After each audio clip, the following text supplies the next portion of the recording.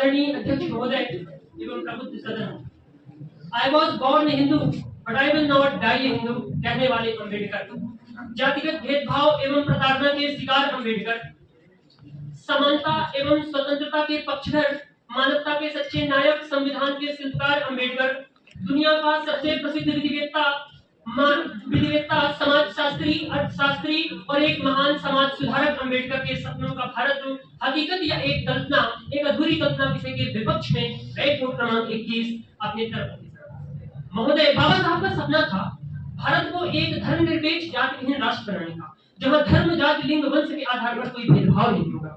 एक ऐसा राष्ट्र जो अपने लोगों के साथ न्याय कर सके, सामाजिक स्तर पर, राजनीतिक स्तर पर और आर्थिक स्तर पर। सपना एक शिक्षित एवं सभ्य समाज बनाने का। किंतु महोदय, अम्बेडकर के सपनों का भारत अधूरा नजर आता है तब जब मध्य प्रदेश के सुदूर पूर्वी भाग में स्थित सीधी जिले में रह रहे एक दलित के साथ एक सवर्णों द्वारा बेरहमी से उसके साथ पिटाई की जाती है और उसे बाद में पेशाब पिटाई जाती है। कहने को तो हम स्त्रियों को देवियों का दर्जा दे देते हैं, किंतु महोदय याद करिए मध्य प्रदेश के रीवा जिले का वो मामला जिसमें पति और पत्नी भैरव बाबा के दर्शन करने जाते हैं और होता यह है कि 5 आरोपियों द्वारा पति के समक्ष नवविवाहिता से गैंग रेप किया जाता है। अम्बेडकर के सपनों का भारत अधूरा नजर आता है तब जब धार्मिक कट्टरता बढ़ जाती है। देश में सुबह नहीं होती जब तक हिंदू और मुसलमान ना हो जाए, जब तक हिंदू मुसलमान ना हो जाए, एक धर्म वाला दूसरे धर्म वाले को जब तक 2-4 गालियां ना दे। बाबा साहब कहते थे कि शिक्षा वह शेरनी का दूध है जो इसे जितना पिएगा वो उतना दहाड़ेगा। किंतु आज शिक्षा के सारे समीकरण बदल दिए गए हैं। आज शिक्षित युवा अपने भविष्य को अंधकार में पाकर किसी सरकारी संस्थान के समक्ष अपने हक की लड़ाई लड़ता हुआ दिसंबर की कड़कड़ाती ठंड में सड़क में बैठता मिलेगा, या फिर लाठी भांजती हुई पुलिस के डंडों के नीचे सर कुचलवाने को तैयार किसी धरने का हिस्सा बना हुआ मिलेगा। महोदय, मैं इन हालातों का जिम्मेदार मानता हूं प्रत्येक उस व्यक्ति को जिसका स्वार्थ बड़ा है इसके देश से, जिसका स्वार्थ बड़ा है मानवता से और देश में चल रही स्वार्थ सत्ता की राजनीति से।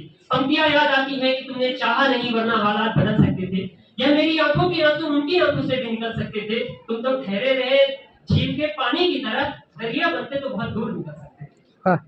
महोदय, अंतिम तर्क देता हूं कि अम्बेडकर के सपनों का भारत मुझे कल्पना क्यों लगता है। पुराणों में एक प्रसंग आता है कि कलयुग के अंत में उत्तर भारत के संभल ग्राम या संभल ग्राम में विष्णुयश नामक ब्राह्मण शब्द को हाईलाइट कर लीजिएगा, आगे तर्क करने में काम आएगा कि विष्णुयश ब्राह्मण नामक घर में विष्णु के 10वें अवतार भगवान कल्कि का जन्म होगा, उसके बाद एक युद्ध होगा और सतयुग प्रारंभ हो जाएगा। महोदय, यदि क्षण भर के लिए पुराणों के इसका प्रमाण मान लिया जाए तो इससे स्पष्ट हो जाता है कि कलयुग के अंत में ब्राह्मण है तो क्षत्रिय भी होंगे, वैश्य भी होंगे, शूद्र भी होंगे, अर्थात कलयुग के अंत तक जाति व्यवस्था बनी रहेगी। और एक बार फिर बाबा साहब के जाति विहीन समाज बनाने का सपना विफल हो जाता है। बाबा साहब अपनी पुस्तक वेटिंग फॉर विजन में लिखते हैं कि आज भी मेरे साथ हुए जातिगत भेदभाव और प्रताड़ना के वो दृश्य जो मेरी आंखों के समक्ष आते हैं तो मेरी आंखों में आंसू आ जाते हैं और मैं रोने लगता हूँ।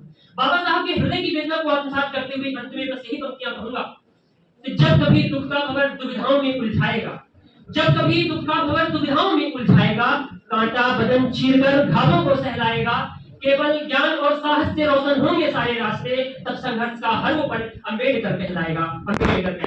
बहुत बहुत धन्यवाद। जय हिंद, जय भारत।